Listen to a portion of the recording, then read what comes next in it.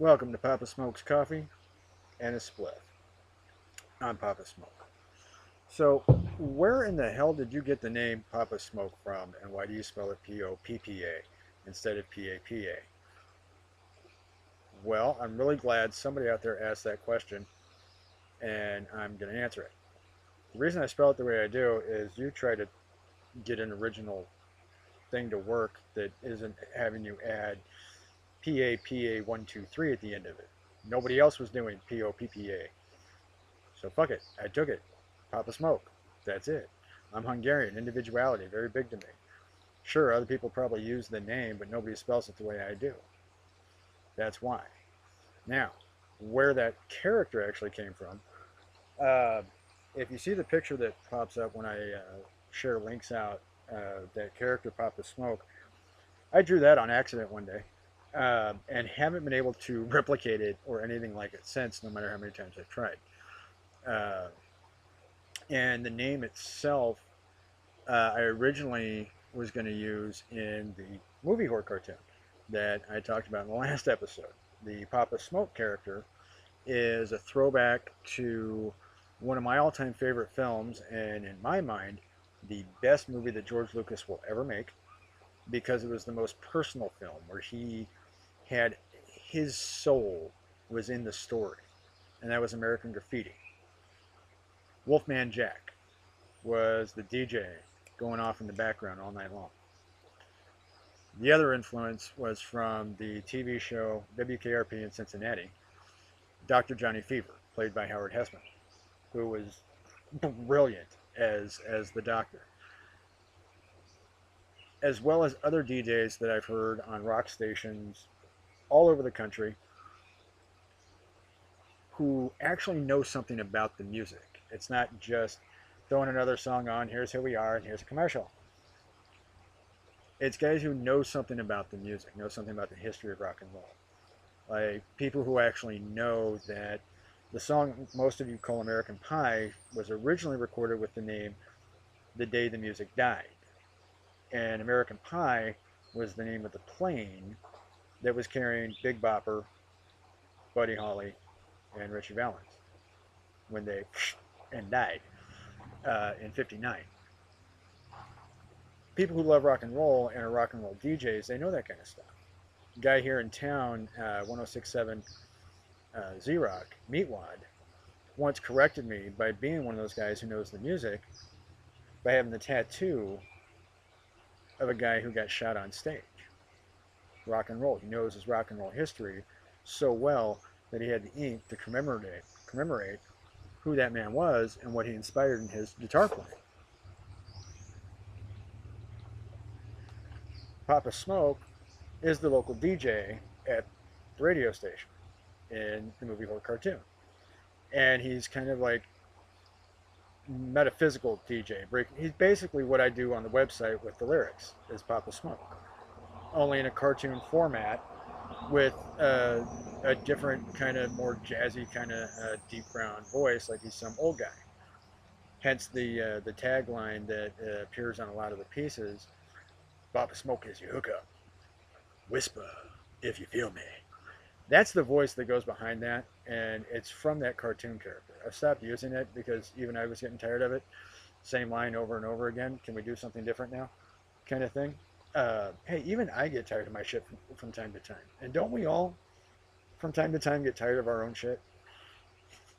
In the reflections that pop up that say, would you knock that off, please?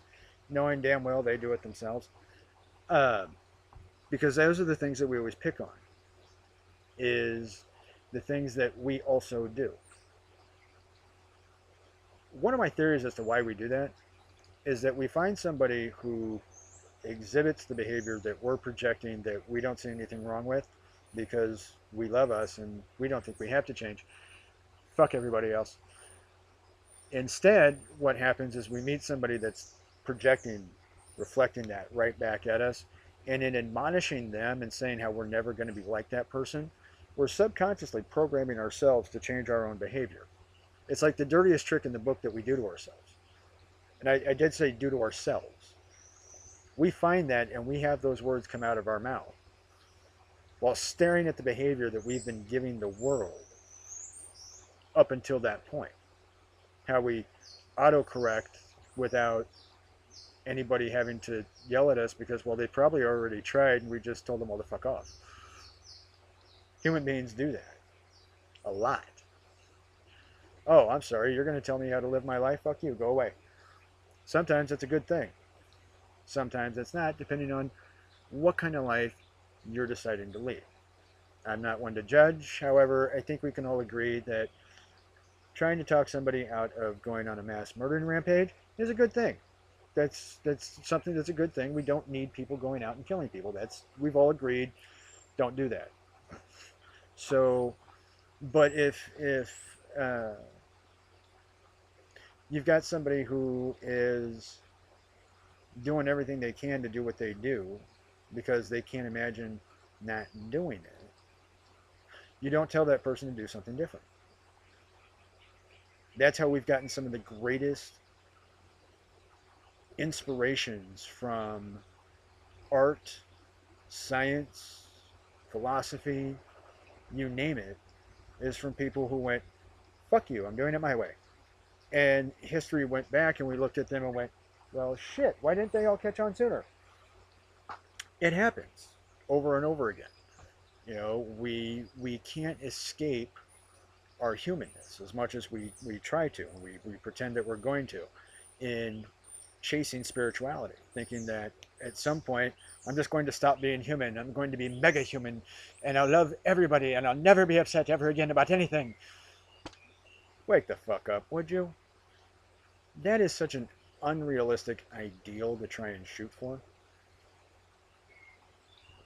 Be human, but be the human that makes you feel right. Fuck you all. I love me because, well, shit, I'll explain anything I'm doing to anybody and dare them to find something wrong with it philosophically. When you become that human and you're backing it up not with anger, but you're going, right, okay, cool, what do you want to know? That's when you know you've really become at home with you. So let's take 5 minutes and let's think about, oh, I don't know, what sounds like fun to really twist your melon for about 5 minutes. And I'm going to try and make this one good and fun because, well, let's make it silly. Take 5 minutes and think about the most ridiculous, just outright cartoony, ridiculous version of heaven that you can come up with to entertain yourself with for the next 5 minutes to see just how ridiculous you could make heaven in a cartoon world where anything is possible. Have fun with that. I'll see you guys next time.